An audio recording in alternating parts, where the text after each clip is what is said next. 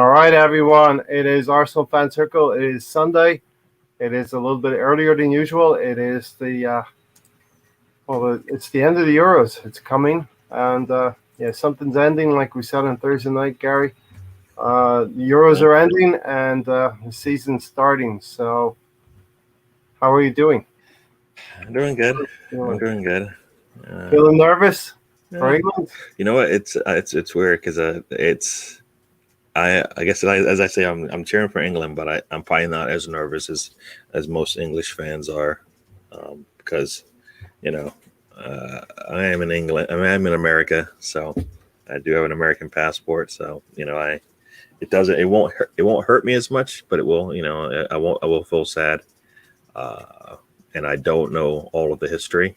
Yeah, I've been around. I would have been around for a lot of some of the failures, but yeah. So it won't hurt me as much, but I do want to see England win. I think they got a good squad. So you know, when you got a strong team like that, I expect them to win. Right, that's the plan. You come in here, you expected them to win if they play the way they're supposed to. So yeah, yeah. A little nervous. Yeah, I don't want to. I don't want to. I don't want to be seeing history and then going, "Oh my gosh, look at this was the worst Euros ever," kind of thing. So yeah, that's the fear. All right, and then Anticipation will be building. huh? Anticipation will be building, Gary. Yes, it will. Yes, it will as it gets closer and closer. Yeah, so I'll probably do a That's watch. why. I'll probably do a watch along as well. So I will be there feeling a lot of And the British angst that will be going on.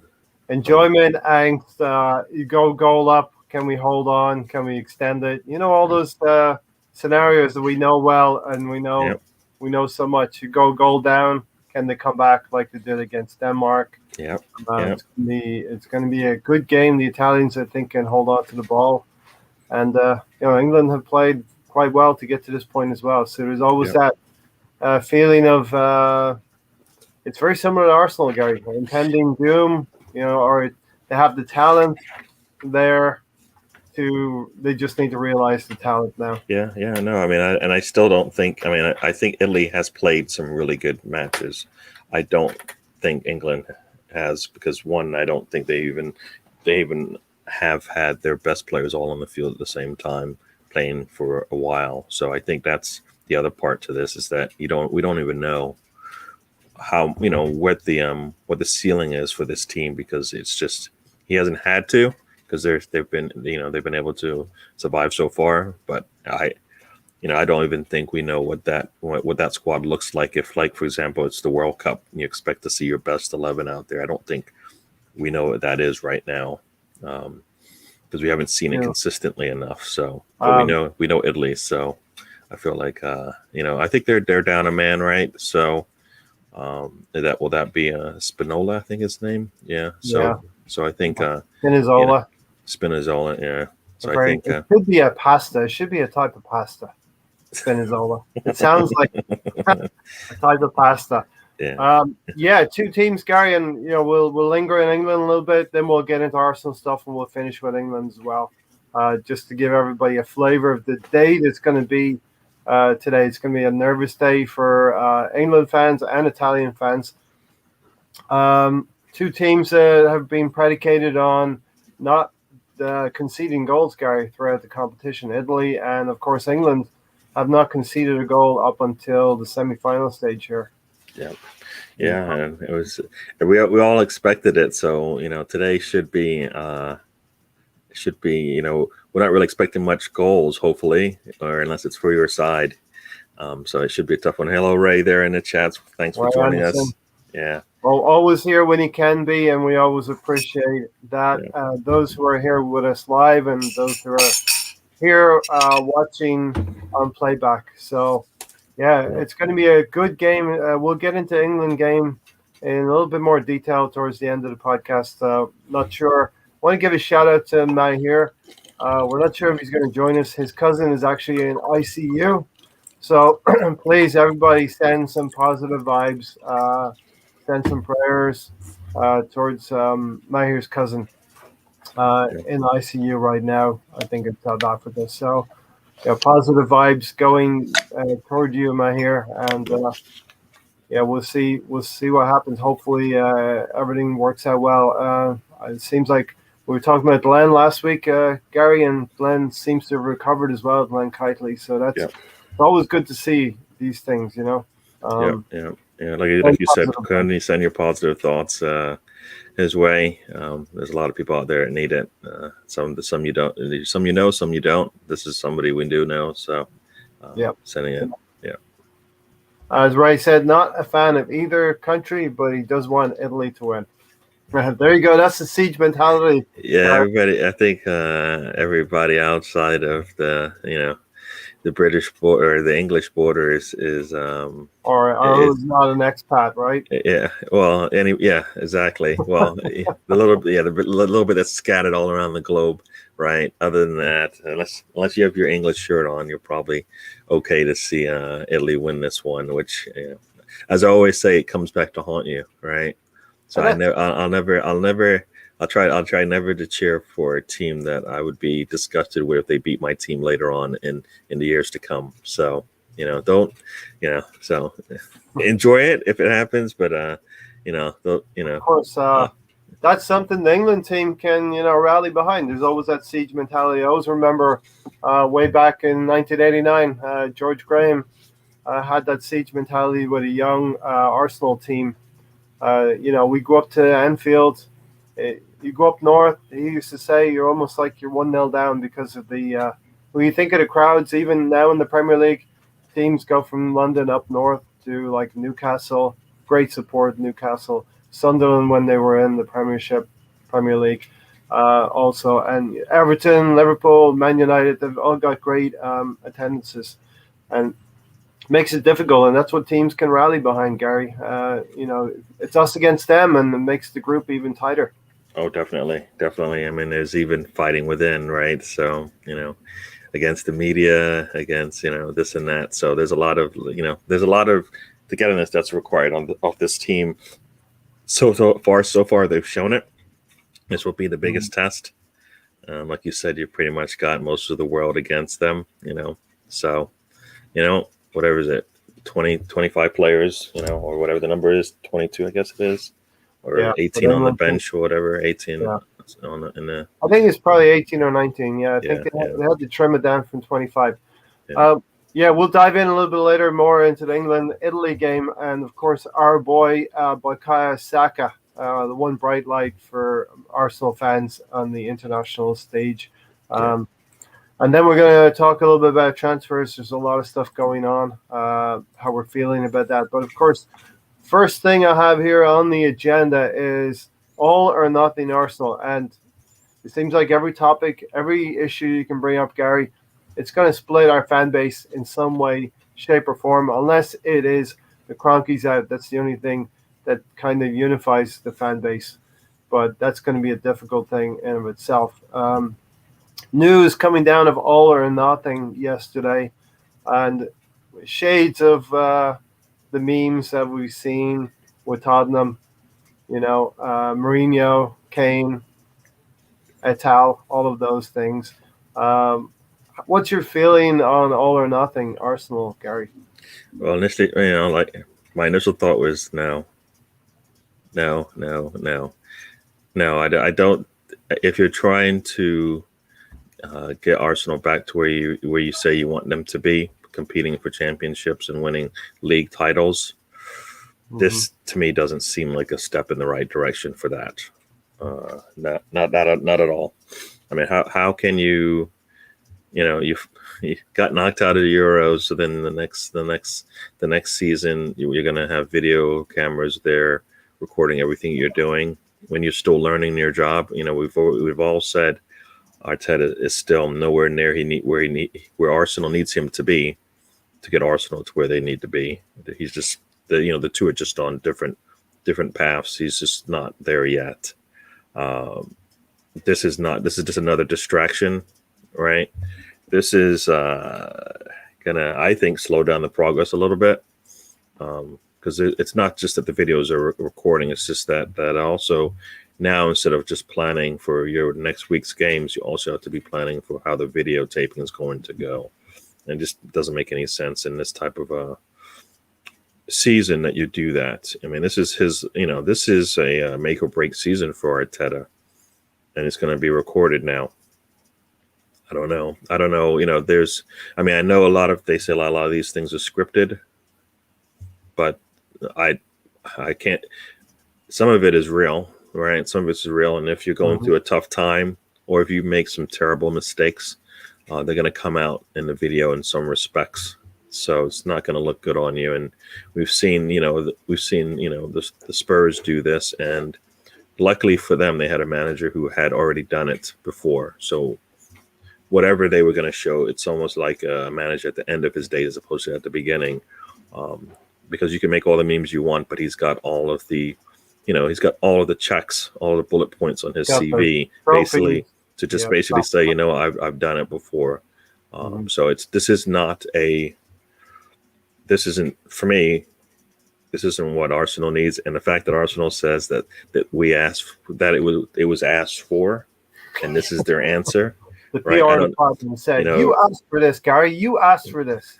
Yeah, we wanted more visibility into how the squad works. Yes, we didn't want video cameras in there recording pretty much 10, 20 hours of video a day, trying to figure out how this team works, and then splicing out the bits that are, good and bad. We really want it to be true, right? We want to see the results of it. We're not going to see that here. I really wonder if the club is going to get the last say. I'm sure that's been written into the contract. The club will be able to censor or screen what is going to hit the streaming site, on Amazon. Oh, definitely. So it's not really, it's not an inside view of how this team runs. Like you said, I mean, they can't show us everything, right? It's not going to be 10 hours per day every day for whatever this season, the season lasts. They're not going to get that. They're going to get an hour for a week. So, snippets here and there. And then if you track that with what's going on in the game, you'll be probably able to figure out kind of how things are going in that locker room.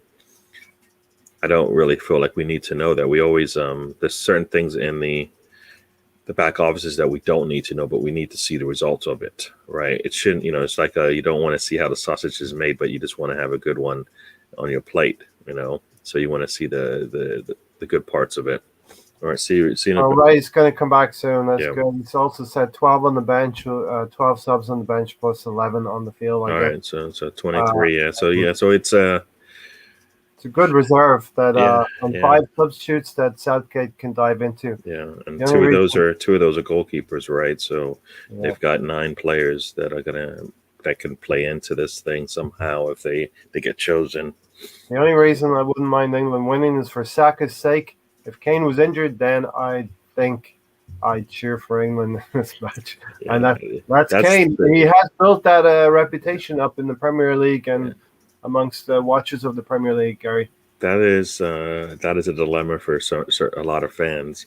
Is when does the line stop? Where is the line drawn between club and country? Right? It has to be drawn because you can't cheer on your team and then expect certain players that are really good, that are captains, and then you want them not to play well. And it just especially the part that they're really good is the main point, right? That they're the captain on top of that.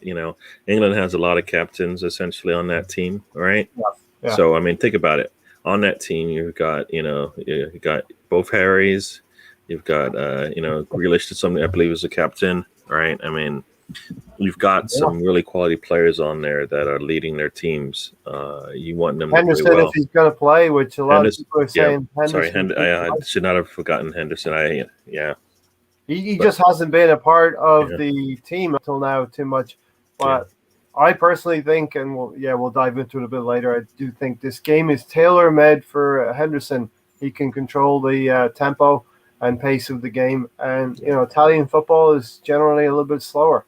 We're going to touch on Granit Xhaka a little bit later as well. So, Gary, you said in the green room you're going to go off a little bit. That's fine. We're going to go all over the place today. So it is all or nothing, Arsenal. No. In regards to Jose Mourinho, you did mention he had the resume, he had the CV. all of the checks that he needed to do an all or nothing documentary, and you know that stacked up against Arteta. I can definitely see where it's coming from. But Mourinho is before he came to Tottenham, he was becoming somewhat of a dinosaur as well at Man United in his approach. We see Luke Shaw blossoming right now for England and Manchester United. That's a player that Mourinho criticized on a daily basis. I just think that Mourinho was getting to that part of his career where he could be ridiculed, criticized. Yeah. No, but you know what? The fact that Luke Shaw is as good as he is and has played under some really good managers, I bet he got something out of that. You know, a lot of times it's a coach who sees some, I don't know, it may not be the case, but sometimes it's like maybe he saw something in him and that's why he pushed him so hard. And that's the way, and that's the reason why he plays the way he does. And is it all on, where he is now or where he's been? A lot of times it's where you've come from that builds you, right? Yeah, it's always inside of you. So that's the method to the madness, and that's also, like you said, he's getting older and he's coming to the end of his days, and the message just doesn't sink in like it used to, right? Yeah. That type of coaching and management style just doesn't work anymore. Players have too much power, too much. The money is the power in the sense that they don't have to really listen to you, right? And teams are willing now to let managers go as opposed to players in some respects, right? Because they know that it's easier to change one guy than to change many. So easier to move a manager on. Yeah. Mm-hmm. Just real quick on Santos, the new manager at Tottenham. What do you see there developing for Tottenham this season? Are they going to be better, the same, or worse than last season? Well, I believe what I saw from Wolves is he's able to take some of that I saw from them. I know many will say they didn't probably do as well as they could have, but I think they had some major injuries to players that really curtailed their season. Same with Arsenal, right? You take out Tierney for a number of games and it drops the team's form, right? They lost their one of their leaders with a head injury, right? And that, I think that basically set them back, and so I think that was something. But also that team played really hard, right? They were really tough-minded in my eyes, and I always feel like the Spurs have that as well in them.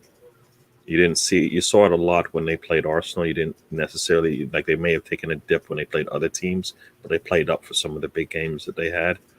Will he be able to get some of that? I feel like it's going to be a transition for him. Some players are not. Yeah, some players aren't going to be the ones for him. But if they believe in him, then I think they'll be good. I mean, they've got two top players in the league right now if they stay, right? And Son and Kane. So if he gets them playing, and and they've got other players on that team that are just hard-nosed, like I think he wants them to be. So it could be a plus, but it's a big job, and will he have enough? Will he have enough in him and around him to get the job done? Well, we're talking about Nuno Espirito Santos right now, the new scum manager. Let's call him that. And I think we're talking about the counter-attacking style of Wolves. Tottenham are somewhat similarly set up in the same way, a counter-attacking style. He may have a smooth transition in the way that he wants to play and the team that he's going to go to. And Son, especially counter-attacking style. And, whether Kane stays there, the rumors are obviously strong rumors he's going to go to City. Yeah. I mean, I think if they really, truly were bringing Nuno in, is that they would probably just think about this as a rebuild and maybe take a step back in the sense that, when are they going to be able to sell two players for that amount of money and be able to kind of maybe do some seriously rebuilding and bring in the players that he wants. Maybe they're going to be a little bit younger and not as finished. It is interesting. There's no rumors about Son Yeah. has developed yet at Tottenham. I don't know, and I'll be telling you a little bit a little bit later. It is early in the transfer window, so Yeah. when we get into the Arsenal stuff, we Yeah. think the reputation of Tottenham is taking a hit due to their all or nothing series, or we think it's been detrimental to them. Well, you know what? I mean, how did they do that season? I guess it's gonna, I can't remember how they did that season because that would have been the previous season, right? Okay, and they finished just above us in Yeah.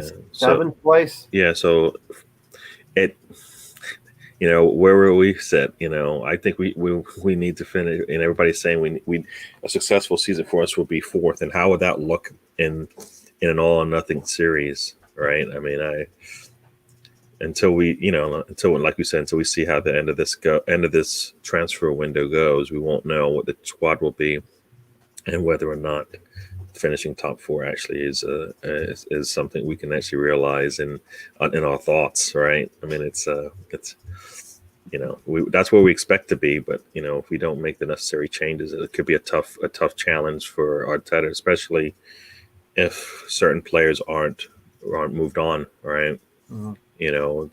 There's a lot of players that now we're going to see, Bellerin and Willian if they come back, Kolasinac if he's not, a lot of these players are going to be, at least back in the squad at some point until they can move them on.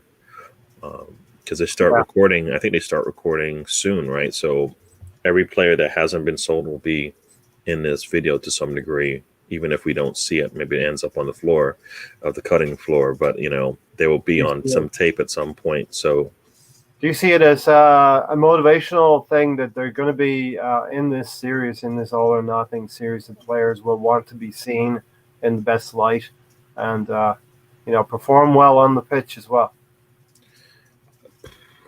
Yes and no. I mean, because but I think human nature is your immediate reaction to things will be caught on video. So you may have thought you were not blindsided by a comment or what you said or something like that, and then it will show up in the tape, right? And then it's like, that's where they get those snippets from, right? They record for 10 hours, but then there's like 30 seconds of gold there, and next thing you know, you've got a meme ready to be pushed out to the masses. So and we know, Gary, in this social media age where things are so current and a lot of people have access to it, we can't just worry about just the Arsenal fans. This is going to be something rival fans will pick up on. We have to admit, and we have to have that realization, we've had 2 seasons back to back with 8th place finishes. We are what it says on the box, pretty much. We are just slightly better than a mid-table team. Yeah, that is. And if your band of mid-table is 4 to 6 teams, we are a mid-table team. No, definitely, and that's and that's why I never like these types of documentaries, because is a city gonna do this now? A Liverpool on their way back to where they want to be do this now? Probably not. Like a Leicester City, would they want to do this? I don't think a Leicester City would want to do this, because at least as far as I know, most people feel like they've got a pretty well-run team, right? A well-run football club, and that will be videotaped now and shown to the world, right? I mean, some of the information you don't want to get out. I mean, I think, like I said, I think myself, I always said I want to sit there and watch the car wreck that is Arsenal right now and see it for what it is. But I really don't want to see it. I want to see it fixed, right? And will they be fixing it? I hope so. I just don't see how you could. I mean, luckily we don't have European football along with this, because then that would just be even another thing to pile on. But they have to play for everything, right? They have to play for the Premier League. They have to play for the Carabao Cup. They have to play for the FA Cup. All three. They cannot take breaks. There's no off days when they go out there and play. I always say Arsenal's plan should be to win every match, right? They need to be able to compete in all of those, because that's where the squad needs to go. Will we see that on this tape, right? We see all the videos. We see more than enough videos right now of them practicing. Let's see, Ray's he's cooking breakfast and kneading some flowers. He's going to be kneading flour, so he Yeah. won't be texting, but he will be listening. We appreciate that. Nice. So nice. stick with us, Ray, while you're maybe making bread or Yeah. something else Yeah. in preparation for the day. Yeah. And good morning to everybody out there who's afternoon anticipating the game later, the big game later, and 6 hours from now, I think it is. So the nerves will be building. We're going to talk about England a little bit later. All or nothing, Arsenal. Of course, insatiable appetite of Arsenal fans.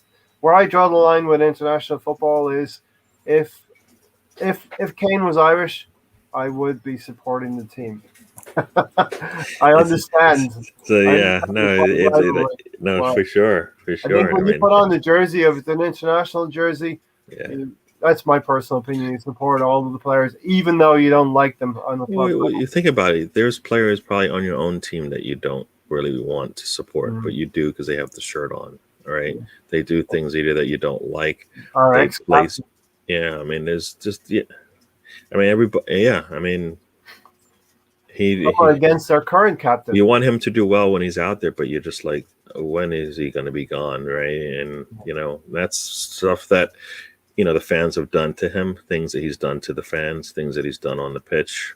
Everything is a reason for you wanting somebody to be gone. But when but you want him to do good. Sometimes they let you down, sometimes you let them down, right? So I know it was times last season, Gary, we were doing the pre-game previews, and it got to the stage where we knew if there was a certain percentage of bad flour, let's use that analogy, Ray Anderson, bad flour, Sons of Arteta's flour in those ingredients, Gary, it didn't taste good. Yeah, it's flour. I'm going to say yeast, right? If you have some bad yeast in there, you do all your kneading, you do all the work, you put in the sweat, you cover up the dough, and you walk away, and you come back, and you look at it, and it's deflated. It's not even. Yeah, it's gotten smaller. That's worse, right? But what I'm saying is, it just hasn't grown enough. So you don't have enough dough to work with, right? So you're not going to be able to get out the kind of quality that you want. And that's what happens to Arsenal, right? Got some bad yeast in there. It's just not activating. Any combination. I think we could cover two Sons of Arteta at different parts of the field and get away with it last season. Yeah. But if you put a Bellerin, a Granit Xhaka, and who else, a Willian in there, you knew the result wasn't going to be positive for us. Yeah. No, I just, like I said, and now we possibly could get that on video. Right. Yeah. That kind of what's happening there. And then also you got your players that are trying to beat out those players or being significantly affected by players that are on the pitch that aren't performing, right? And they're trying to actually make a name for themselves because they're practicing hard. I will. Here we go. This is what we really want to see, right? We want to see who practices hard and then who gets picked to play. All right, because we always heard that if you practice hard and you get to play, this will be on videotape now. Whether or not we get to see it is one thing, but who really did show up for practice and then who gets picked. Did Pepe really not play that well in practice? To not get enough starting matches in that first half of the season. Those answers will, to some degree might be told, right? Something like that. Got Ralph from Cannon Fodder TV saying, so where are we, them lot down the road now and Manchester City? Now we are Amazon Prime. This is not the way forward, Arsenal fans. We are being distracted by our so-called owners, or what do they call them? Custodians of the club. Yeah. Custodianship is not good in most Arsenal fans' opinions.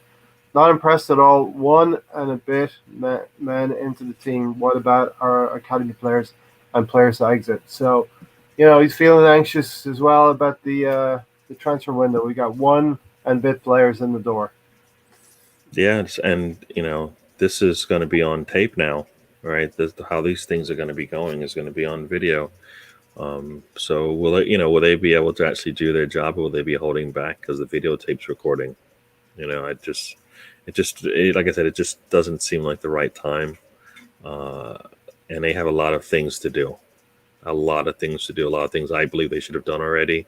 We've had our discussions in our group chat, going back and forth as to where the team is and where we want them to be, and what let's wait and see. But we don't usually we don't always wait, but let's wait and see how this window goes. But we always say that. When's the last time we had a window where you sat back and said, you know what, I'll wait till the end. I'll Yeah. wait till the end, and we'll see how it goes.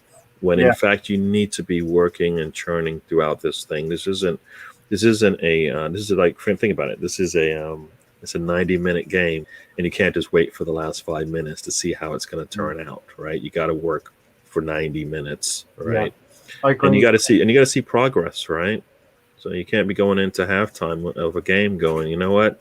We did absolutely nothing there, but we got 45 minutes. No, we just didn't do anything for 45 minutes, and we should have. So let's try that, going forward. But Well, you look at our preseason leading up to the first game on August 13th. I would say the tour in Scotland is the first 20 minutes of the game. You're going to have a lot of the younger players, a lot of squad depth being used in that game. And by the time we get to the U.S. here in Florida, I would expect quite a few more names, maybe two more in the door at that point in time. If we're saying we got two in right now, basically Lakonga's done. All but holding up the shirt behind you there. yep, Tavares is in, so that's your cover at left back. We're plugging some gaps. That's what I'm saying. We're plugging some Yeah. gaps, but I don't want to be starting August 13th and having. I don't know when I don't want to know when the window ends. I shouldn't be concerned when the window ends. If the window ends at the end of August, it shouldn't be a concern for us because we're starting the season August 13th, and I want to say by the first week in August we should have all our targets in the I door. mean, in reality, like you said, yeah. I mean, I think in reality, in August, you should have pretty much your squad.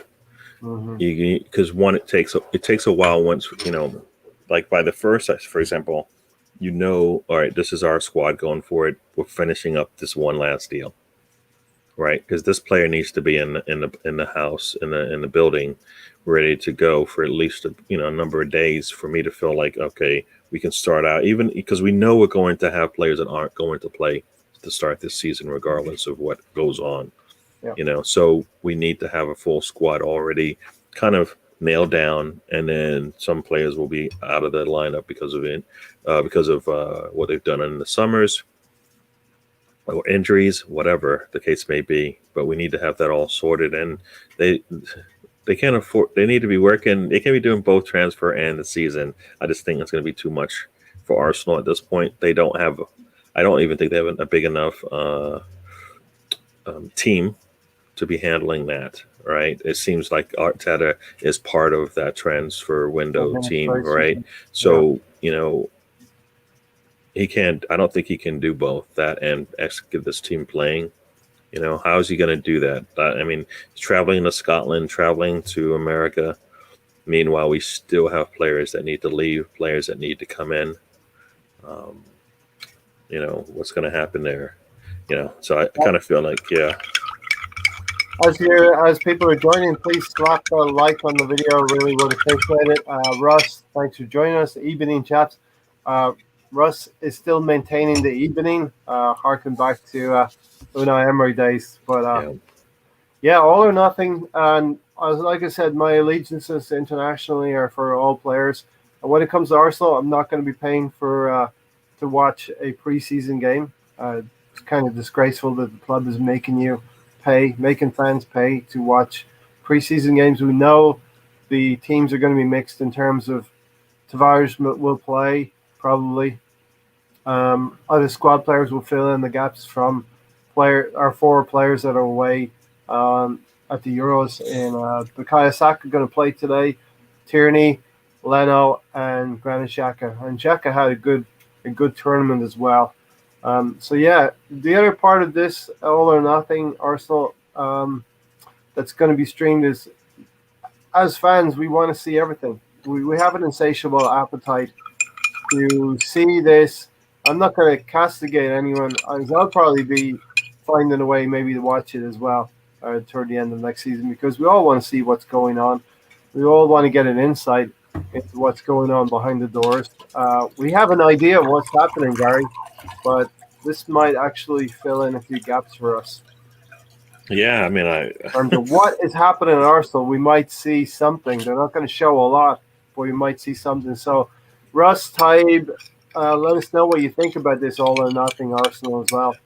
And good to see both of you here. Yeah, I like I said, I don't. There's certain parts of the sausage being made that I don't want to see. One because I don't. It's pretty good, but you don't want to know what's in it, right? Well, think about it. This isn't Wenger, right? I want to see how Wenger's doing behind the scenes. Even think about it. Even when he first joined, I would have liked to have seen that, right? Because when he came in with a plan, bigger than what most people thought, right? And he made some significant changes over the years. In that first number of years he was with the squad, this isn't that type of a documentary. This is somebody still trying to figure it out. There's no way he could come in and take, the couple of years he's been working with Pep and be able to build it into something that will change Arsenal from the downward trend it was going in, and then stop it, and then turn it back and have it go back in the opposite direction, upwards again, right? So now, so I don't think this is like I said, I don't think this is the way we want to go. This is a flavor of rival fans. I think John Liverpool fan, right? Arteta putting his arm around Willian. It'll be more like a soap, John. Arteta putting his arm around Willian and his boys Bellerin. We call them the sons of Arteta. Bellerin and Xhaka, if they stay saying we can win the Champions League, don't worry.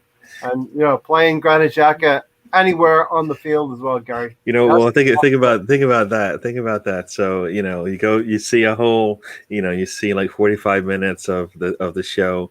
You've got all these youngsters running around doing all these good things, and then towards the end, it's like one of those those soap operas. And a starting lineup today is going to be Willian, Bellerin, Xhaka, and then you see the cameras like pan into those players that thought they were going to get it, and it's like dun, dun, dun, and it's like, that's what you're going to see, and it's like, what, that's what we expect to see. We won't be surprised, but now we got it on tape, So Russ, you're right. I mean, we've seen it here from the Revenite FC. The documentary, it's going to highlight a lot of the things that we can be ridiculed about. Fans. We had a really bad start last November, December.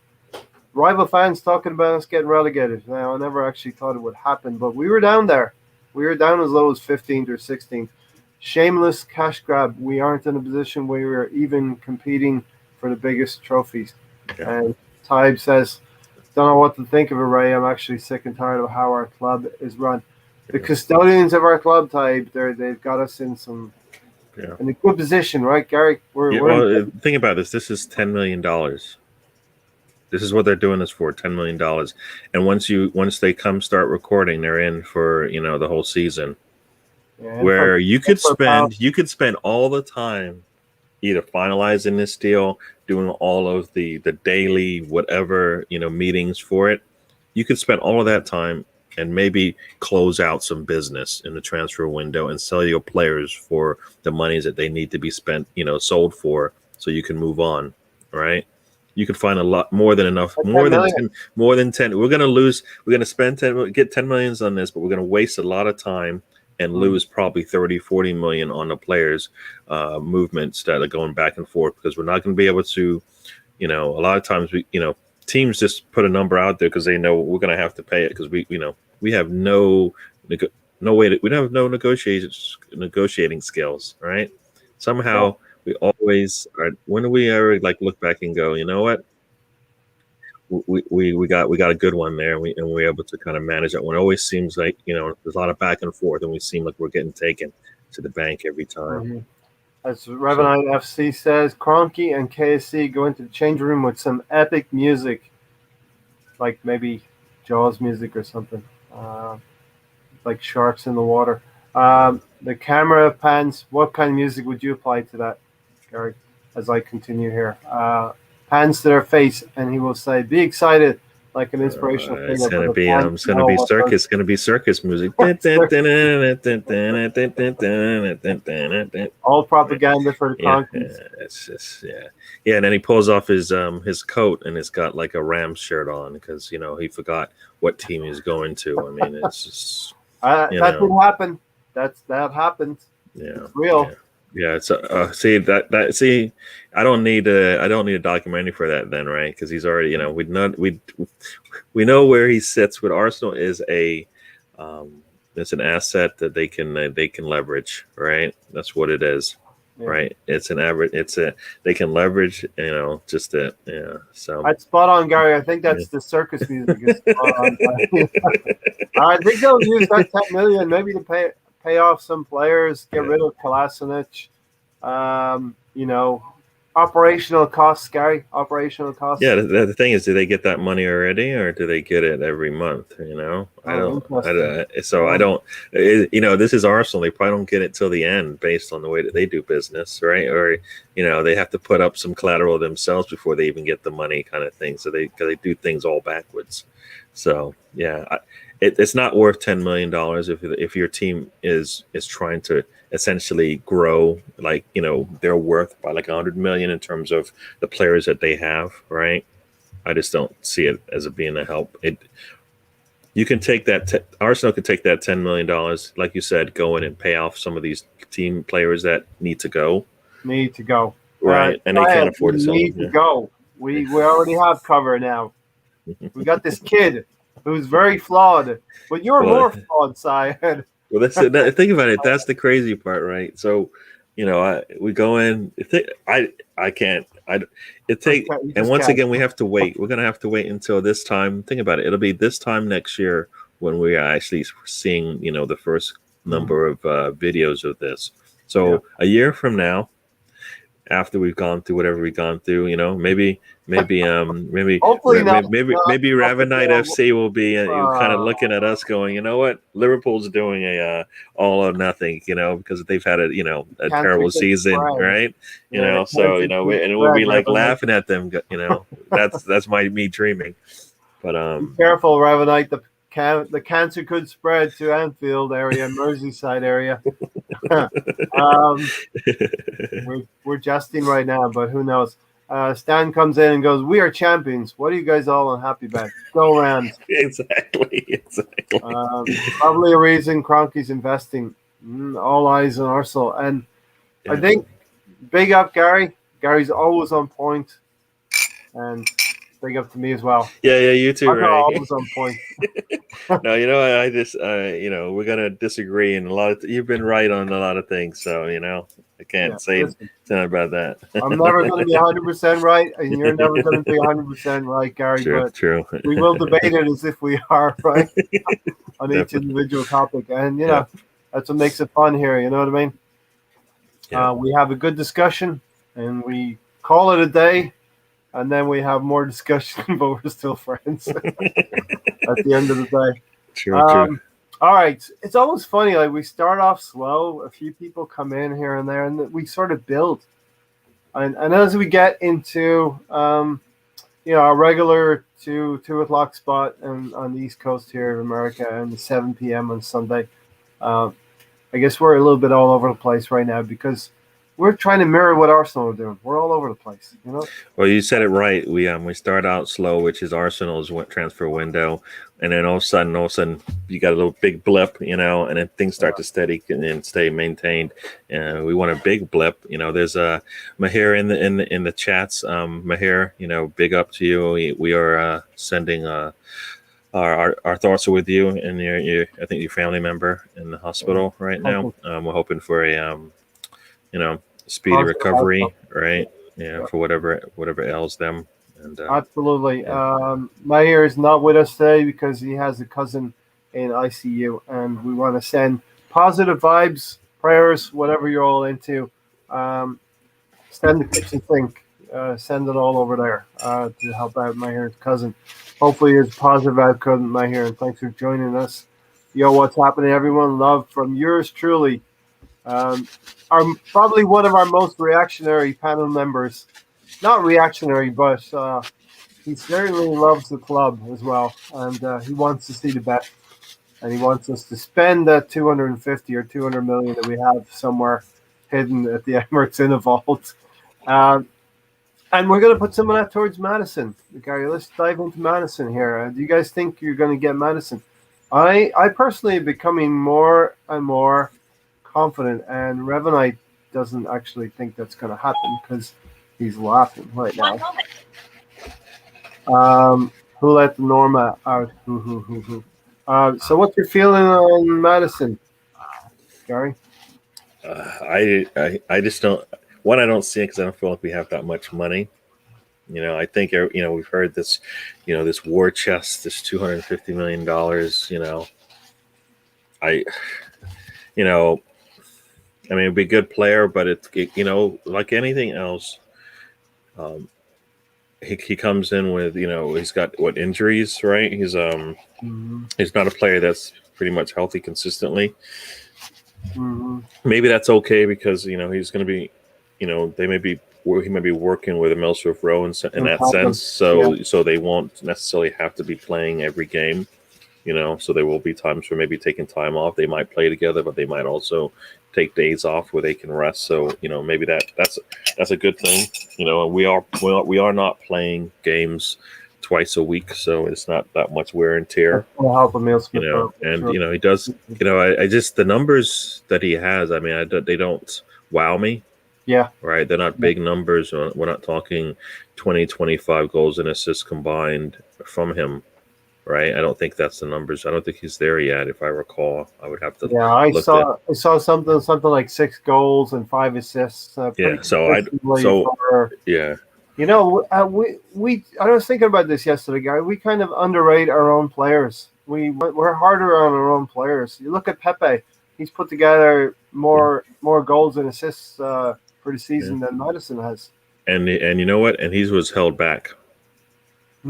Right. For as far as I'm concerned, for half the season, we feel like he didn't even get an opportunity to get any consistent games, and then he got himself a red card, and then he came back from that. But he always showed up when he did get consistent play. So, Madison played on a better team, and so maybe he wasn't required to do as much. That's debatable, though. I would debate that a little bit for you because Hardy is not the player that he was in previous seasons. This past season, he faded away. Madison didn't really have the players that were going to make the best of his opportunity makers. And I'm just trying to. The reason why I say better than us because they finished ahead of us. Yes. Right. They finished ahead of us. I'll buy that. So that's when they're better than us. Right. I mean, I think we had a bad. We did really bad. Right, in terms of the way that our play went. Yeah. Everybody expected us to do, 5. Is it 5 points different? Right. 5 points. 5 points different. 5 points. 5 points. Yeah, 5 points, and we're sitting there with the same number of points as Leicester City. 5 points. We know. Look at other teams, like we said in previous podcasts. Other teams will look at their season and say, "Oh, we could have got 2 points. We could have got an extra point here, and you'll be able to stack up 5 points." But Arsenal threw away 5 points easily. Yeah, definitely. Think about Burnley. That's 5 points right there. It's 5 points right there. Yeah. I mean, right? There's 5 points right there. Think about it. Madison for 60, 70 million, as Russ is saying there in the chats. I mean, I would have rather taken that money and tried to put it. I would rather paid Buendia and Neves and spend 80 million on those two than to pay 70 on for one, right? Because that's what essentially we were looking at having. Even 90 for those two would be worth it. Yeah, to help the help. you could get Aouar and Neves probably for that amount of money as well. Yeah. 70. So it's not at this point. We need not only some quality players coming in, but we definitely need to build up the numbers in as well. All right. I want to starting. I've been saying this, and we've gone back and forth as to what that means. I want. We need a starting 11, right?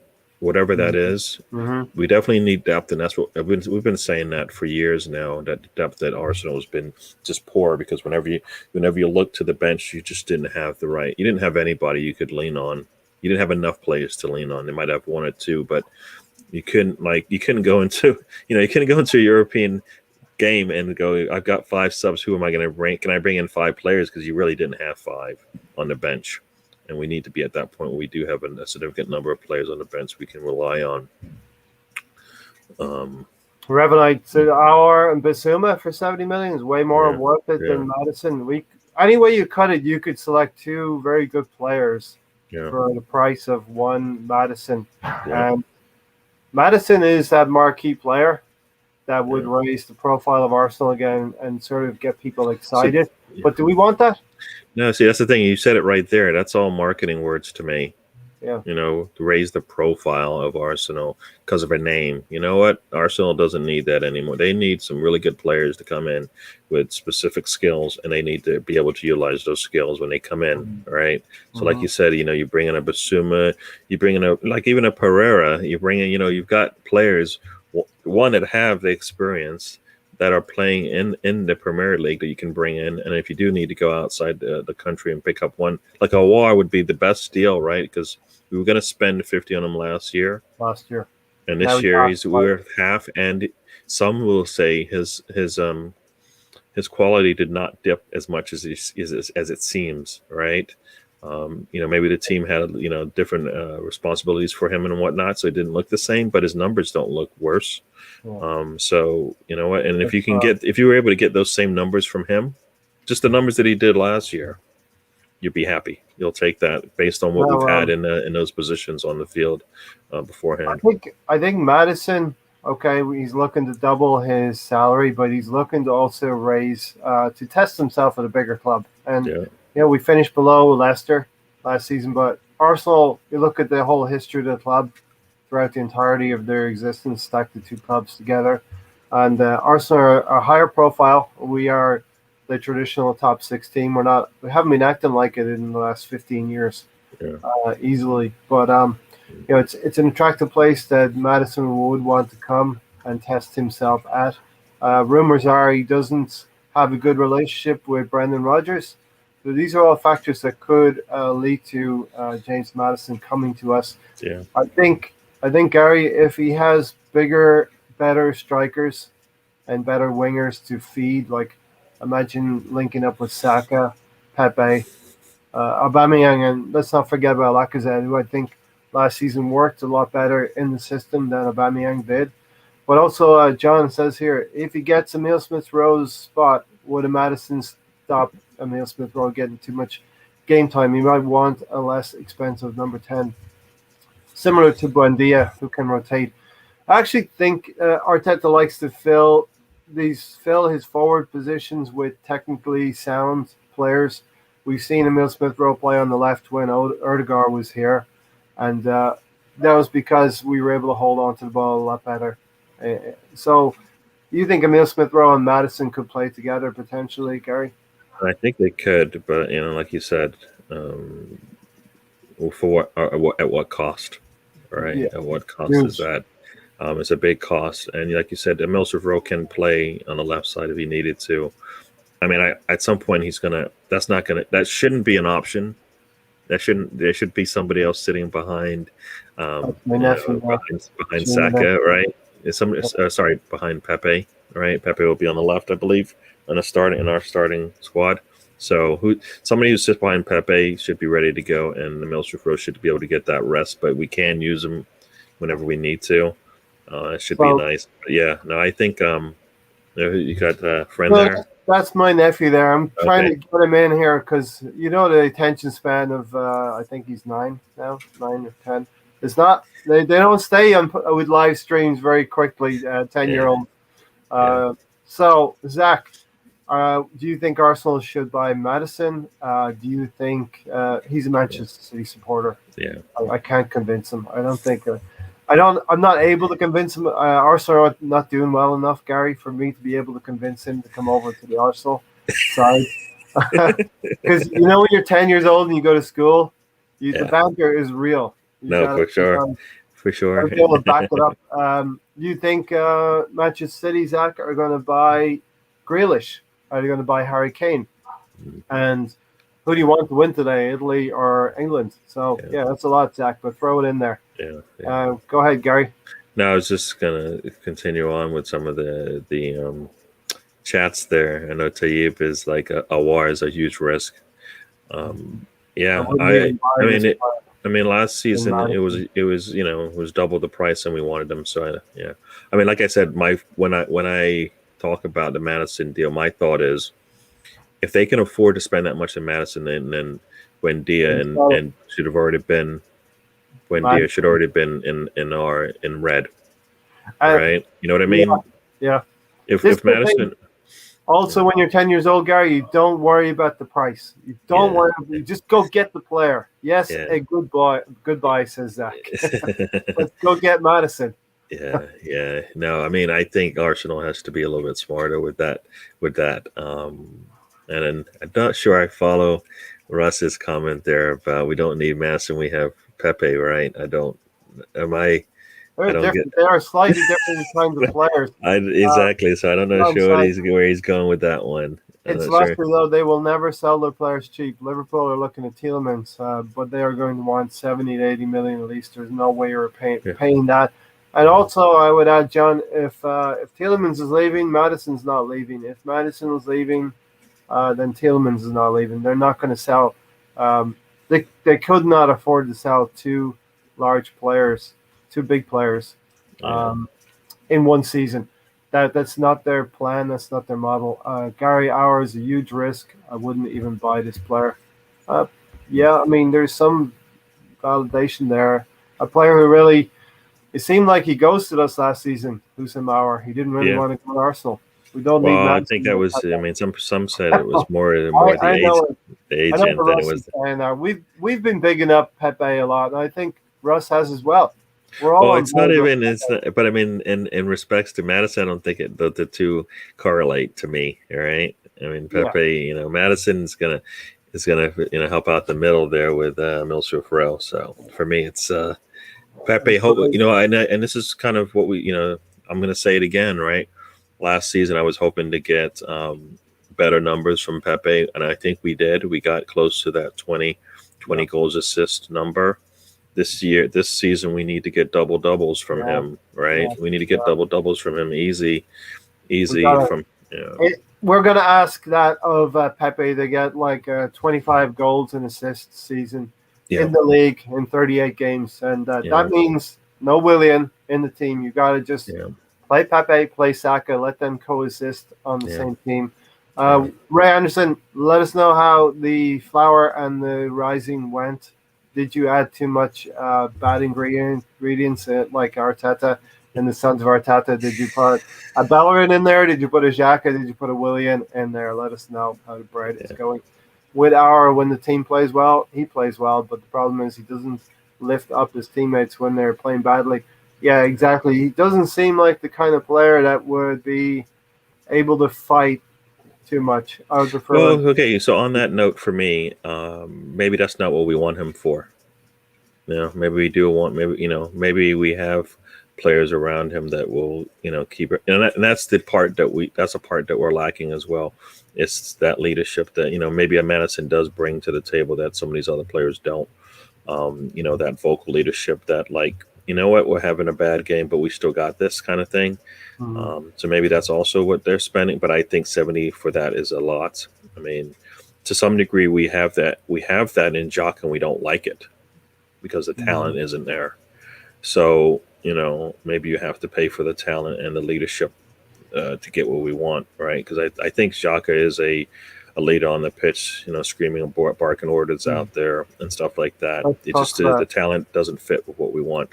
Let's segue to Granit Xhaka then. Like I said, we are going to be all over the place like Arsenal's transfer window. And Russ, you can certainly call me Uncle Ray. It'll be one of the kinder things that people have said to me, especially most. Why are you Uncle Ray? Okay. Sorry, that was silly. I thought it was something else, and I was just realizing something more serious. I was like, where is he going with this?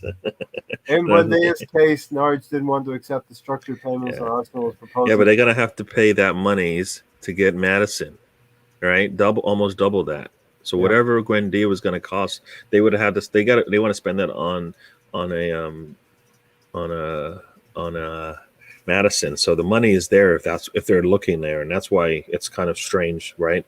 The structured payments is an issue, but then for Madison it isn't.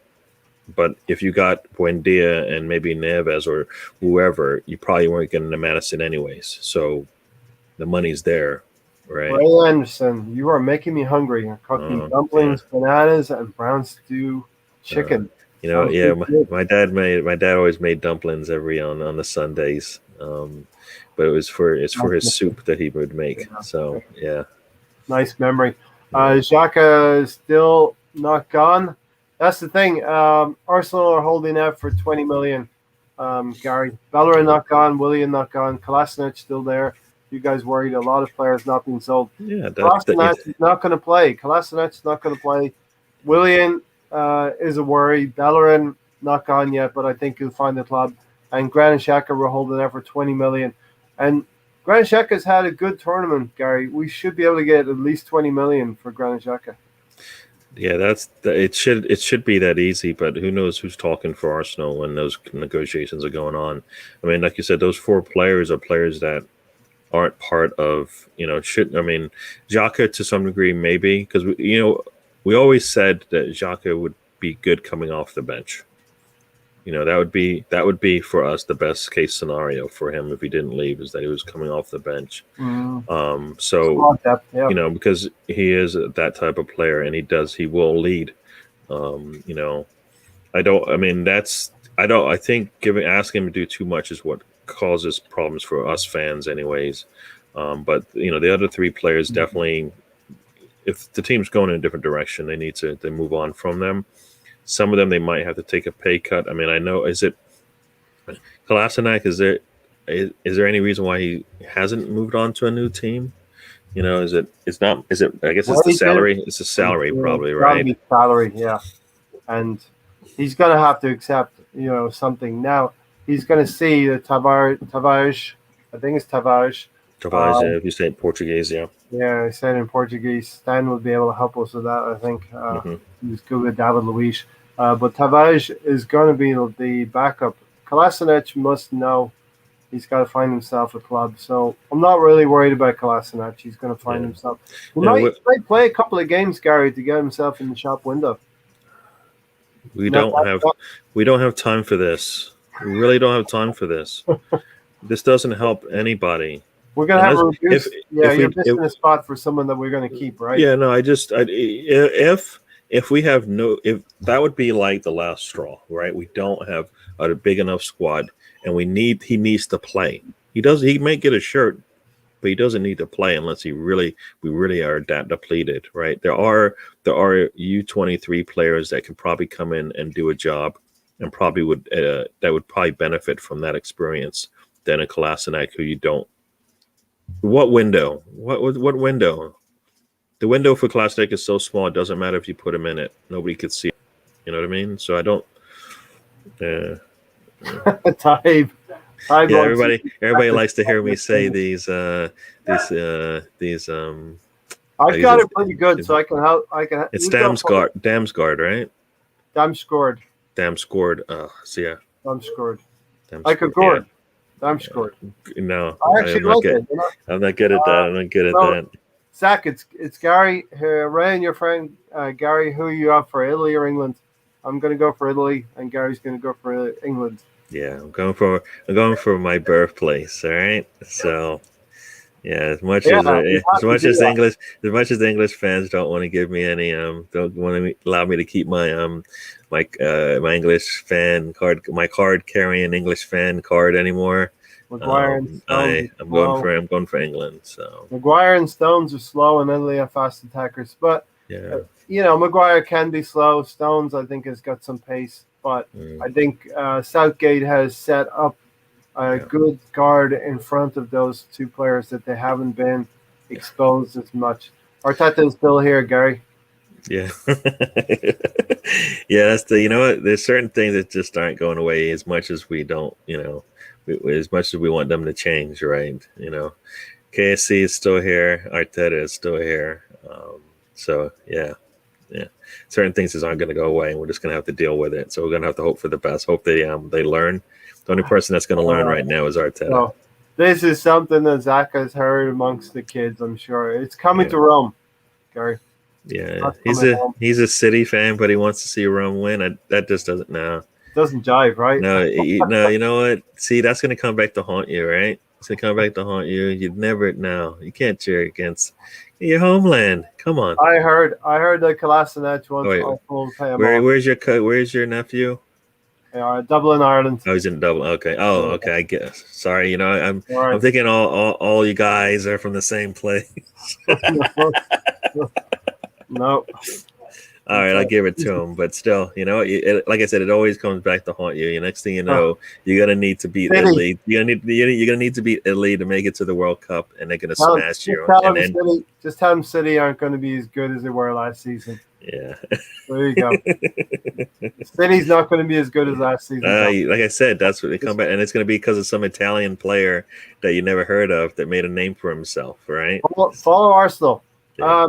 Gary, you want to dive into this real quick? Follow Arsenal. So we're looking to the previous strategy for Arsenal was to sign high-level players, big wages, coming into their prime and the end of their prime, and to get us back to the promised land.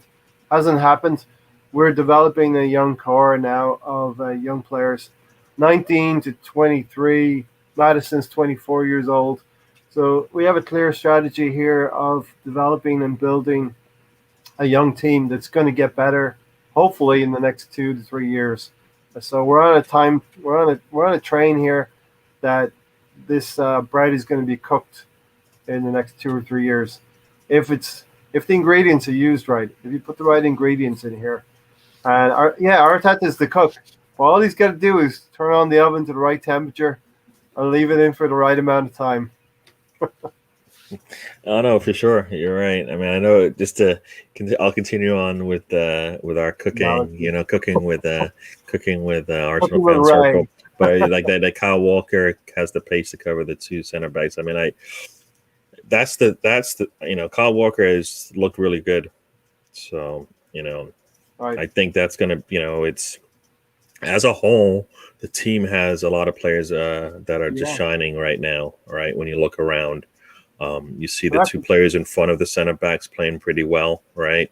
That's a different kind of inverted right back, though. Yeah, not inverted into midfield. Yeah, like they're talking about the speed from Italy. Has he not come up against players with a similar speed and still been able to make sure no damage is met, right? He seems to come in there and squash it and erase it in terms of any threats coming in. So I think that's been nice. But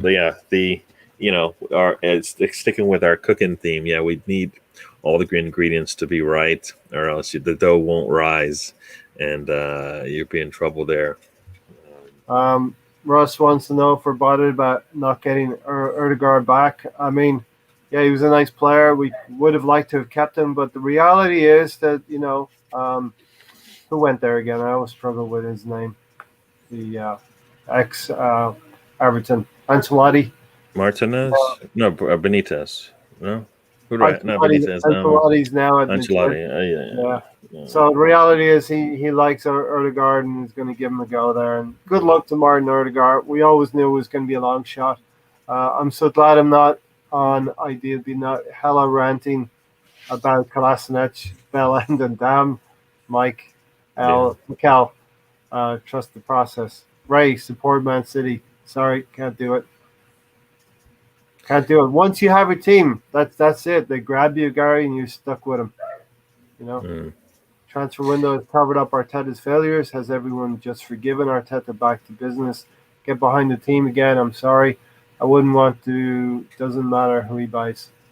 I'm on the boat till the end of October. I've been been saying it a lot. Going to give him those 10 games, John. And after 10 games, I want 20 points. You're going to need 2 points a game to be hitting the top four, and we want to be in that conversation this season. Yeah, no, I'm just gonna go through all of the some of the posts that you had up there. Erdiger not coming back. I'm not, I don't think we could, like, if we're looking at Erdegaard for the same amount of money as a Madison, and right now I think a Madison will help us, will get us further along. Erdegaard would be a long term answer, for us.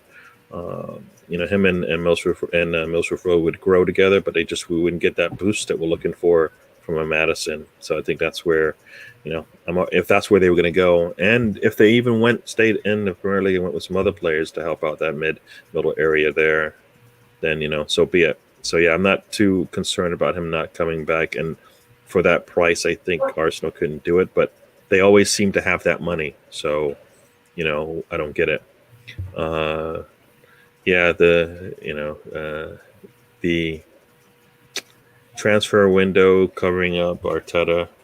Well, you know what? It's the same. It's to me, it's no different than what I think we're seeing in the English team. And that, you know what, we all questioned to some degree kind of the way that Southgate has been managing and coaching that team. And they now have a squad just full of better players, younger players, better players coming into their own. And it doesn't matter who he puts out there; they seem to perform. And that's kind of where that's where Arteta needs to be. Arteta's not going to take a mound of clay and chisel it into a masterpiece right now. Mm-hmm. He's not going to do that. He needs that to be almost pretty much done, and he may be able to add a little bit to it to help it along the way. So, as we've seen, he's a good. I think he's a very good coach. He's just not a good manager. Yeah, man management is not there, Gary. Yeah. So I think that's why, to at least help him out, which if he is the project, then he needs to be helped out, and he can't be helped out given him players that need a lot. I mean, a lot of people are looking at, Tavage and saying, you know what, he's just not a finished product, but he can play that position. So he will grow hopefully into it where we don't need him that much this season, and he will get to play, but maybe he comes on and gives Tierney some rest at the end of matches and stuff when we just need to do holding on some more. Yeah. The roles are restricted a lot. He doesn't have to do everything. It can be, so that those types of things will happen. Like I think a Lokonga, a lot, could see him playing alongside Partey in some instances, but playing probably behind him as well. So those things are all good. That's why, I think we need to get a strong 11, right? That strong 11 where all right, if everybody's healthy, this is going to be the players that are playing. And then at some point, those players coming up behind them, might be able to surprise you and then be part of that rotation when you're talking about the starting 11. We don't have that right now. I think our overall strategy has been good. We are, like we said, we're a mid-table team. We have to face the fact that we're a mid-table team until we improve, until we grab those 5, 6, 7, 8 points that we dropped last season, and we're pushing ourselves up towards the top. We are a mid-table team, and I think our strategy is pretty good. I think we're looking at teams that are below us, and how can we improve? Where can we grab some players? We're addressing the squad depth, as you said, right now, and Tavage has come in as a good left-back option for Kieran Tierney, who's missed, I think, 12 games last season. We want to see Tierney pushing towards 30 games, and injury not being the narrative for Tierney. But if that's the case, we have a player who can come in. He's going to be – I liken him to that Thomas player who played for Leicester against us. He got roasted by Pepe. And if Tavares plays, that's going to happen. It could happen to him. He's got lots of downside. But generally, we're plugging gaps. Lakonga is coming in. Some good reports about him, Gary. He could be, if he develops really, really well, and dare I say it, the next Patrick Vieira. We hate to say that. No, see, If you like to do it, you already Toure just as well. tainted it a little bit because And we can't be saying that. getting I know. Ben White in as well. It could be the next one. These are good strategies. Yeah, A good central defender. Listen, if we not that we accept it, but Arteta's not going to mold young players yeah, that don't have the natural talent like a Saka or Emil Smith Rowe ready to plug in for him. I don't yeah. see him. Hasn't done that for Saliba. We've done that one to a death. So Ben White, I think, is a good option for us. We're going to spend money. How are you doing, Naughty Boy? Thanks for joining. Why wouldn't you change the manager before doing all of these changes, though? What if he reaches a point where, and Ole, I liken this to Ole Gunnar Solskjaer. He was struggling all ends up in his first 18 months, similar to Arteta. Something happened with Ole. You got better players, you got Fernandez, and maybe the same thing will happen to us. But I want to give him the benefit of the doubt for me. I know, Gary, you would probably make that change right now Yeah. if you could, right? Yeah. No, I don't. I mean, I think it's not that he's not going to be good. It's just that we need somebody better now. I mean, this isn't a team that needs to grow in all aspects of the match, right? We're growing with to me, a board and an ownership that is kind of, as far as I'm concerned, a little immature in where they are. The management seems to be we've been rebuilt now, and we haven't rebuilt it with more, with what I would consider more senior type staff. People have been doing it for a while, and have doing it in Europe for a while. So that's another than a manager who hasn't done it. The assistants to me aren't doing it either for him. And it's easy to just go in and bring in the best players, but you need to have the infrastructure above them to make it work. We don't have any of that, so it's just a mess to me, just a big mess. Got the news. My here said Arteta needed to have left a while ago. Listen. People will say we all podcast. People agree and nod their head all the time. We disagree on a lot of topics, and we have heated conversations. I remember the West Ham one. That was a good one where, they got that free kick. Remember that one? The quickly taken free kick against West Ham. Okay, so we're going to give people who have joined us a chance to talk about the documentary All or Nothing. Are you in favor? Are you against? Do you want to see a train wreck? Hopefully it's not a train wreck. Do you want to see what's going on with Arsenal? Do you want to be a fly on the wall, but only like a censored fly? Yeah. The fly can only see what Arsenal want you to see, Gary. Yeah, now I want to say hello to Darren, who just joined us. Said he's a little late. That's all right. But I also, on that note of, why don't we want to change Arteta while we're bringing in these new players? The one thing that I believe we're doing is we're bringing in better players than we've got. Right. So no matter whether or not they fit the scheme that Arteta wants or what the next manager might want, we're still improving the talent. Yeah. Our floor is not where we want the floor to build up. So we want the quality of player that we have to be better. So no matter what happens, I can see this as that last straw for Chelsea, right? They basically saw and said, you know what? There were a lot of money at the problem. Let's see if it sticks. It didn't stick, and then they said, you know what, we're going to have to change things around. And then Tuchel comes in, and you see the difference that made. I don't know if Arsenal's going to have that opportunity to pick up a manager like that, but they, at the least, they need to, as a squad, be building up their players that don't play a lot still should be better than where they are today, right? Mm-hmm. You should feel confident that you can play all of your players. Arteta had probably 10 players he didn't feel comfortable playing. That doesn't make any sense. But he played them as well. He played them, got nothing out of them, and then because he didn't play them in positions that allowed them that he could benefit from whatever they brought to the table, right? So So that's where I see problems with that situation. Like, you've got players that are good at certain things. You ask them to do something else, they don't do it well, so then they look bad. Not good. Any final points about Arsenal before we finish up? We'll do about 20 more minutes, 25 more minutes on England, the big game. Everybody is anticipating a 4-3 game. 4-3. 4-3-2. I'm seeing. I could see a 3-2. I could see a 3-2. Darren, Maddison coming now. I think it would be a dreaded statement signing. I don't. The more I think about it, I can see obviously the pros and cons. I think we overrate what rival teams' players can do, and we don't think about what our players can do. Look at Saka. Look at Pepe. We're always down on Pepe, but he had a good season with even half of a season. Will Maddison improve us? We went through the pros and cons. We could basically get two players for the price of Maddison, Gary, and so maybe it's not for us.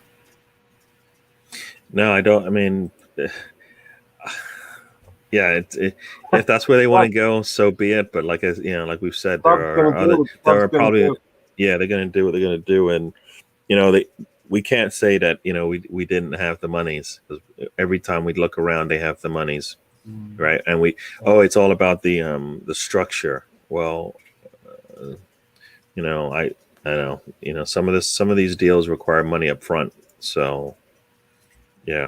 So it seems like they have the money, and you can't say you have a I think the reports were 250 million war chest, and it be all on just future payments, right? It's got to be on a lot of it's got to be on payments that you pay up front. Look at, right?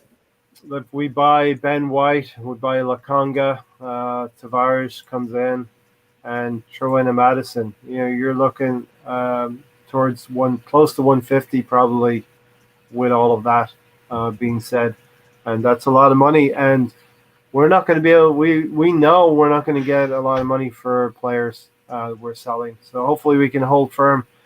20 million for Xhaka. Somebody's going to come and take him for 20 million. If not, like you said, he's going to be spot depth player. And you talk about the putting the players in the shop window. It's not necessarily that. It's also the way that you present them in that window, right? People are presenting. The way that I perceive, the way that I see it, people are looking at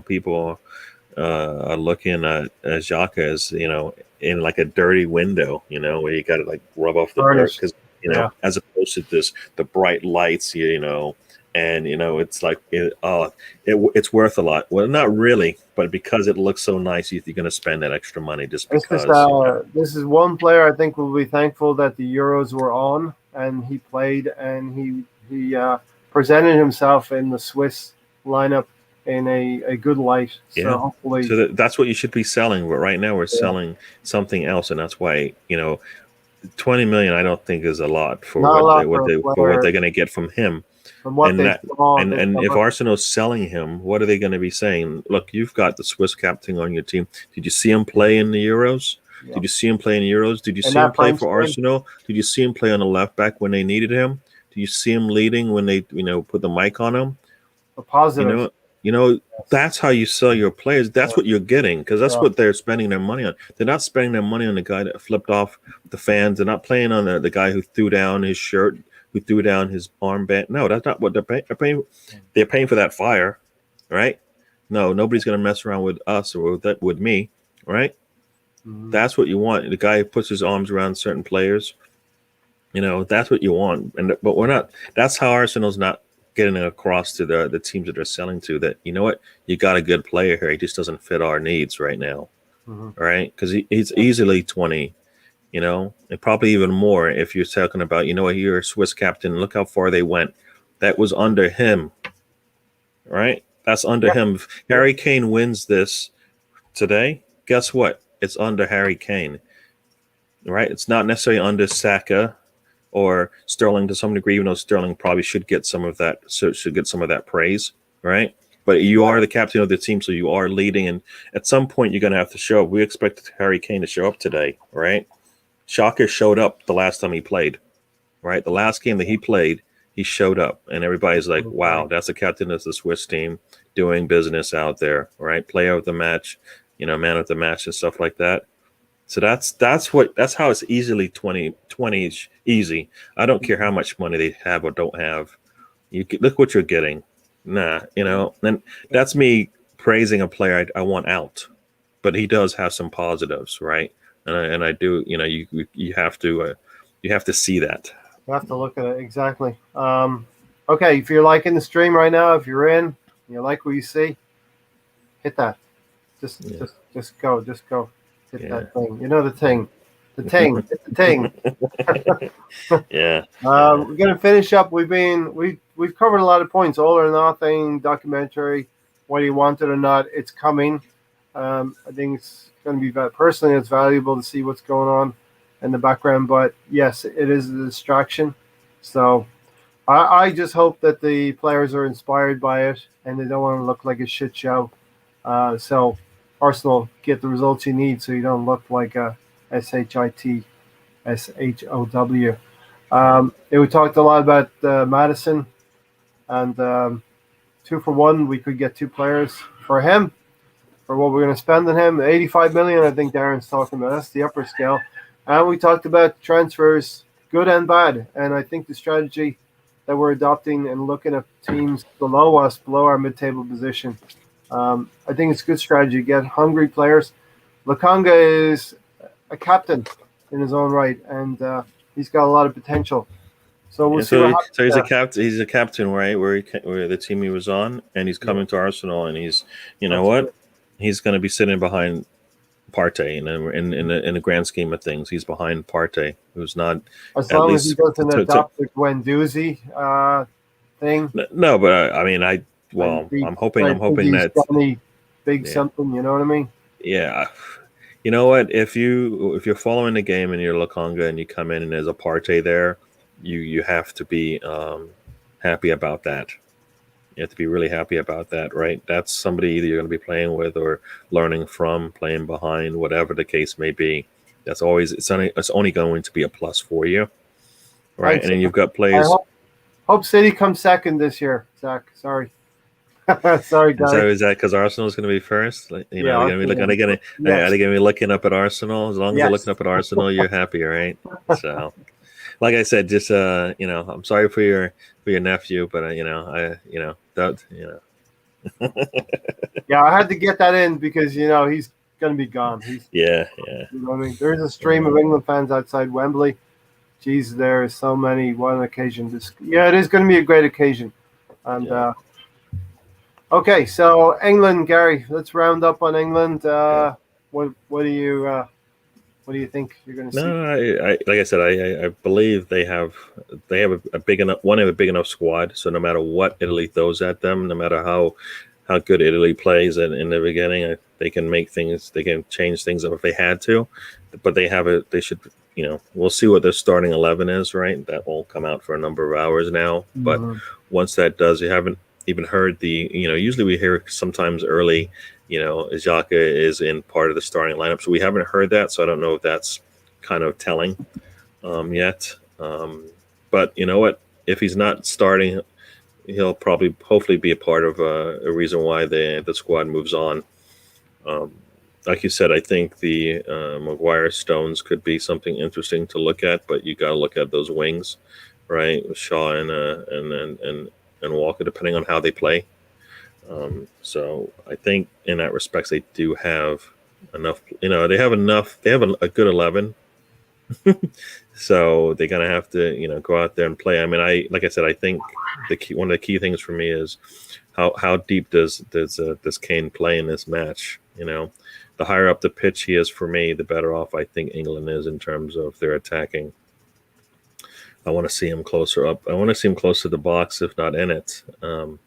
They scored with him not being in the box, but that was because he's up there and close enough to his teammates to make a difference. So I want more of, I hate to say it, more of Harry Kane, right? Yeah, but he needs to come in. He needs to come in and be the captain of the team and lead them, right? I mean, he's shown that if you put him in front of the goalkeeper, he's going to score. All right. So he needs to be in those positions more and more as this game goes on. And, if a game goes the way we want, then Italy's going to wear down. All right. No matter what happens, they're going to wear down. And can they go to a stronger bench than England? I don't think so. So, as I said in one of the chats that I'm in, England cannot have the big dips that they've shown consistently in this Euros. They come out pretty strong, but then they kind of dip for about 20, 30 minutes. Teams can take advantage of that, and I kind of felt like we saw that in the Denmark match, that when things started to go, when England started to allow things to happen to them, that's when bad things happen to them. So I kind of feel like, you know what? Just, play your game. You're going to have to play for 90. If that means you come out after 70 minutes because you're done, you've done a good job, then that's good. But, I want to they got to leave it all on the pitch, right? Blood, sweat, and tears, as they say. And so, so as, leave it all. Darren said England have more pace in the team. He's going to get hugely drunk if they win. To shut down England, right? Italy are unbeaten in their last 33 matches in all competitions, 27 wins, 6 draws, scoring 86 goals and conceding 10. But a lot of that was qualifiers and build up to this competition. They went through both teams have gone through the group stages quite well, without defeat, I believe. And it's going to make for a really, really good game. England playing again at Wembley. They won in '66 against West Germany in the World Cup. So they'll be hoping they can do the same thing. Lightning will strike twice in the same place. Yeah, and they will be playing at home, like you said. So there's going to be probably I guess if it's 60,000, there's going to be at least 45 to 50,000 fans there, definitely cheering for England. So it's going to be, they're going to have everybody on their side, For England to get to the final is pretty amazing. Whatever happens, Darren will be proud no matter what. Yeah. But Southgate. As I say, my moniker is, waste the trip. You're already here. Why not? Why not go out and try to win? Why not just go in and try to win the thing, right? I mean, that's why you got to play for 90. You got to play for 90 because any team will take what you give them. Don't give them anything, all right? And when you get those opportunities, you got to finish. If we see it'd be nice to see a perfect match. You want to see a perfect match every once in a while. One of those matches where you look at it and you go, for 85 minutes, it was all England, right? Everybody in the world is pissed because it was 85 minutes of England, and Italy had their chance a couple times and it didn't work. But that's what you want to see. This is why you build up for these type of situations where you're getting better each time, right? England's gotten better each time. We know they played tougher teams each time. Teams with either a lot on their side mentally. In this case, Italy is pretty strong mentally, but they also have a lot of the talent and experience to be able to come out there. So there's another challenge. But England has some of that. England has some of that experience as well. Players that have played in big matches, right? Champion leagues, and so they have that experience. They have and they definitely have the talent, and they probably have the youth, a lot more youth that they can lean on.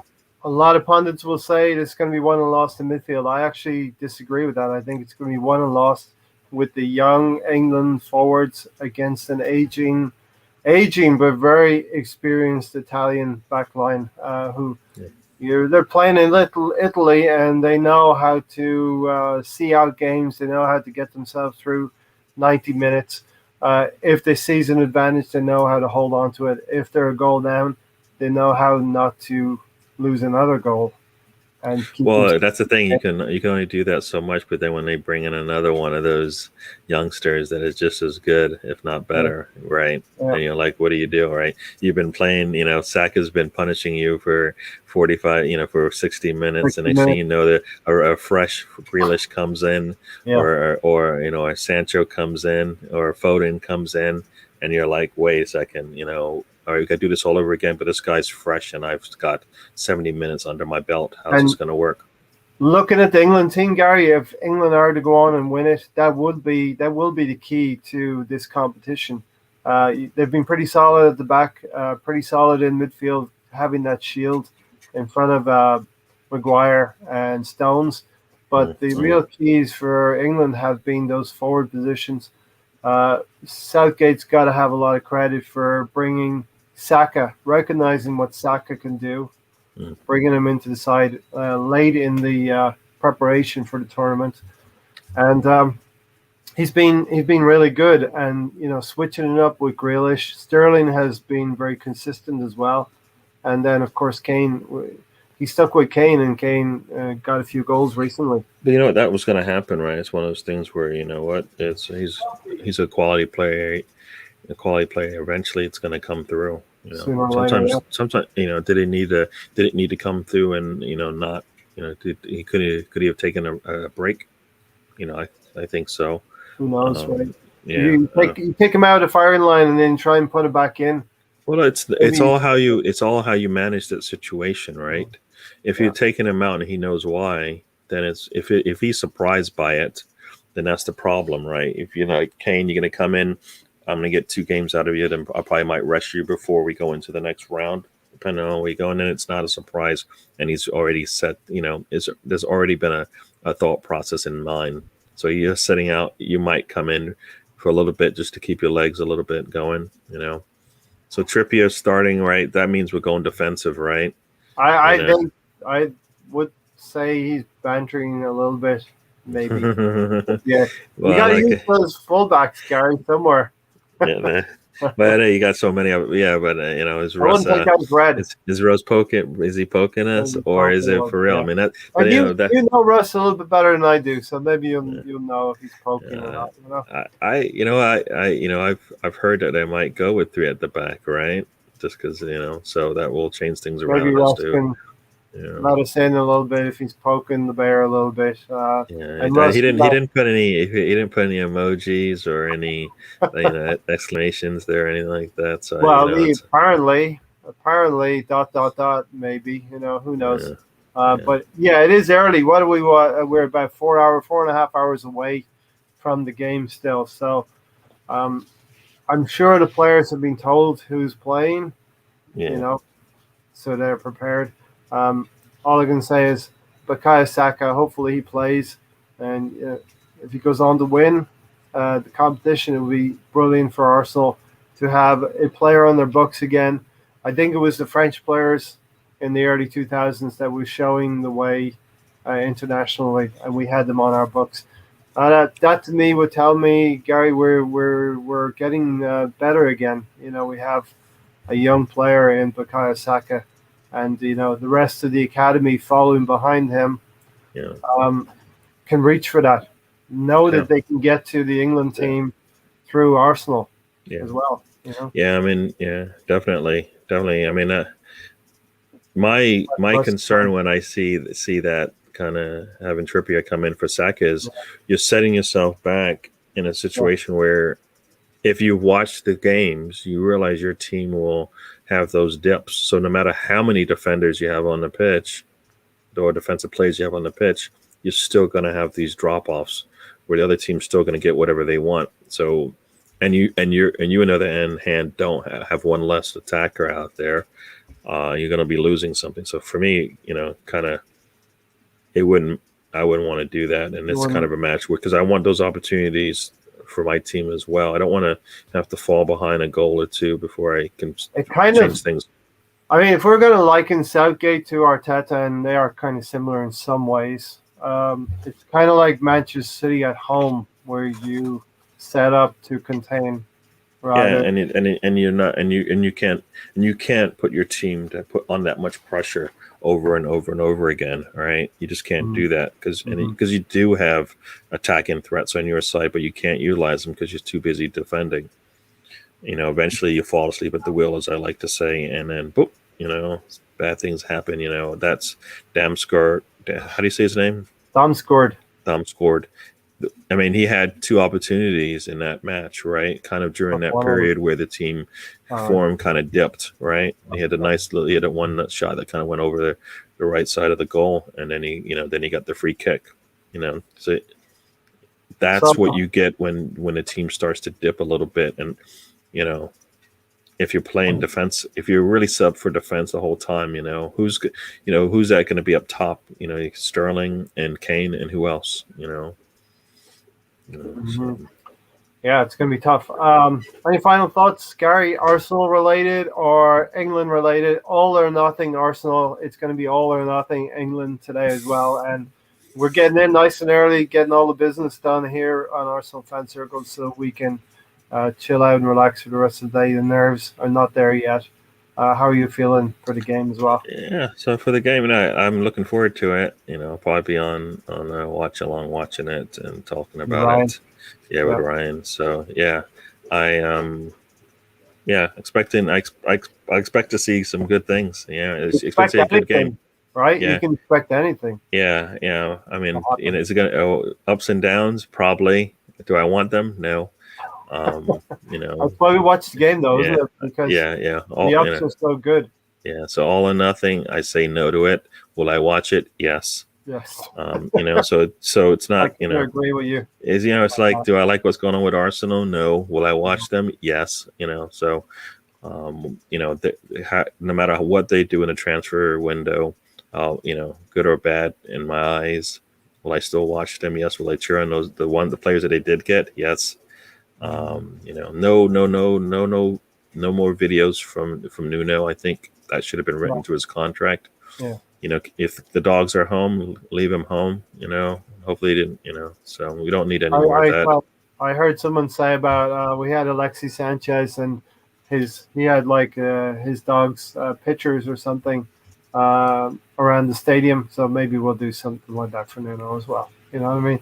But don't go licking the posters. Oh man. So yeah, so I am So that's that. There. Anything else? So that. No, I mean it's the Euros are definitely going to end today. Yes. No, it's not going to go in tomorrow. No.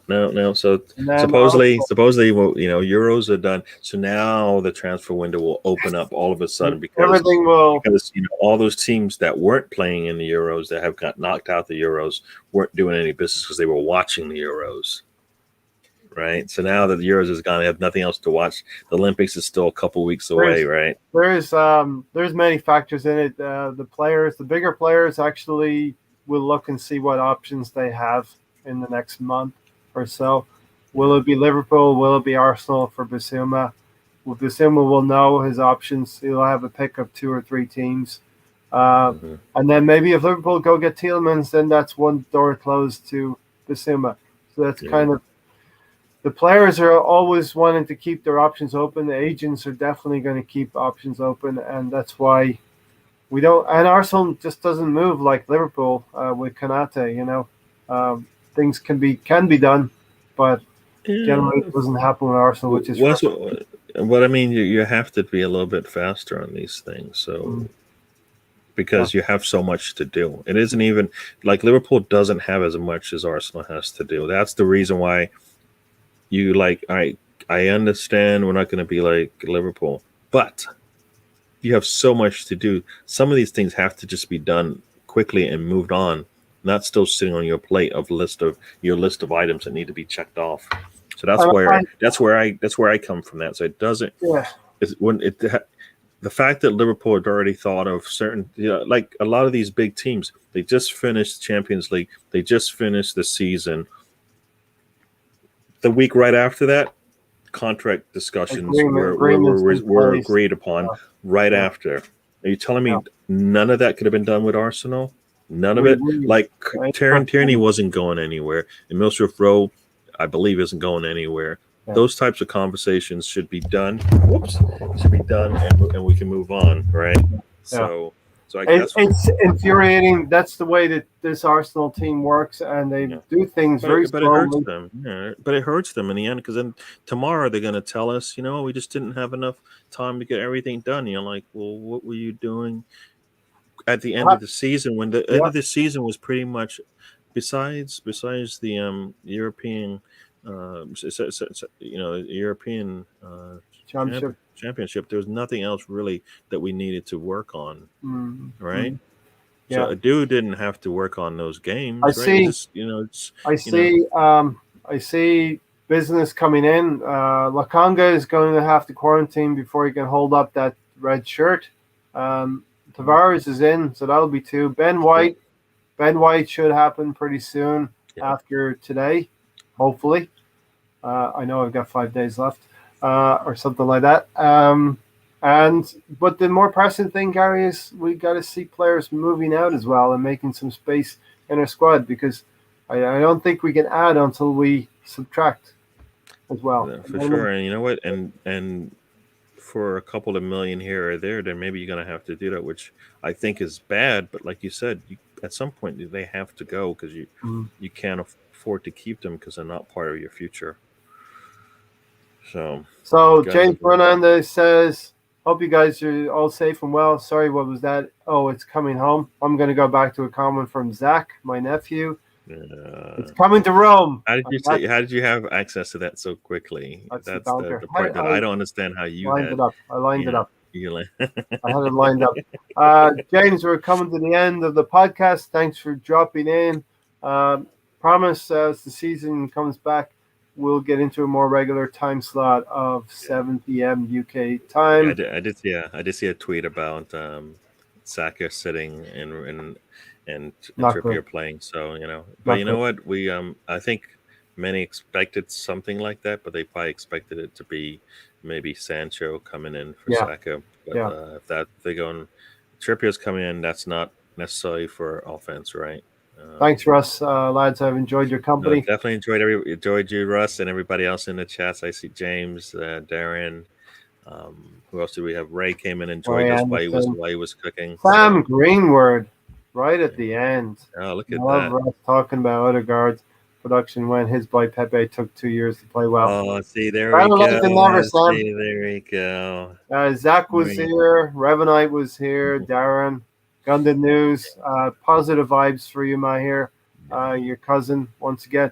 Also, it'd be remiss of me to say rest in peace to Paul Marner.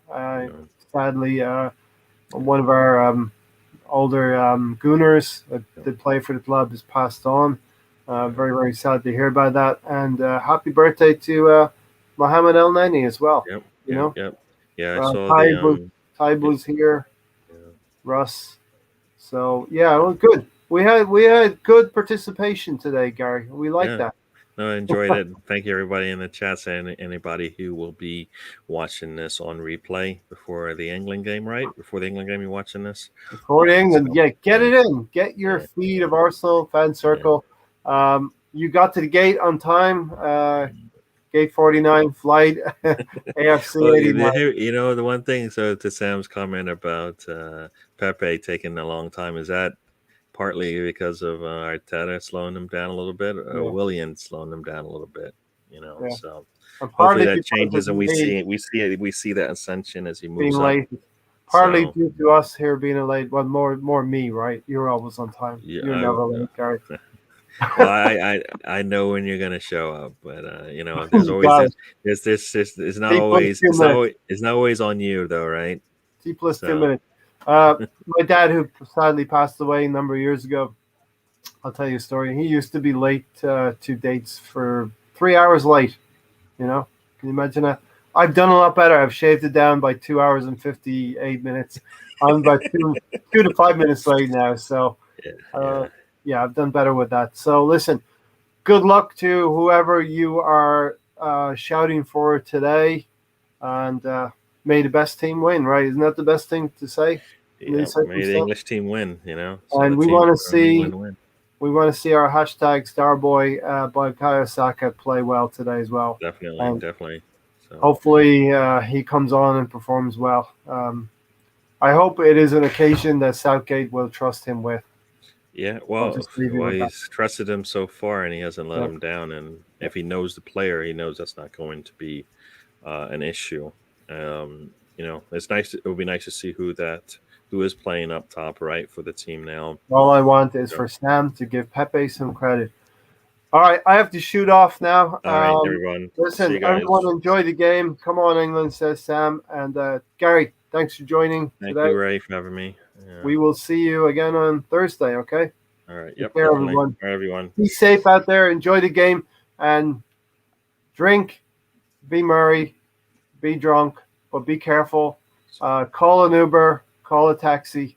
Don't drink and drive. Be Yes. safe out there. Enjoy the game. We're out of here. Thanks, See ya. everyone.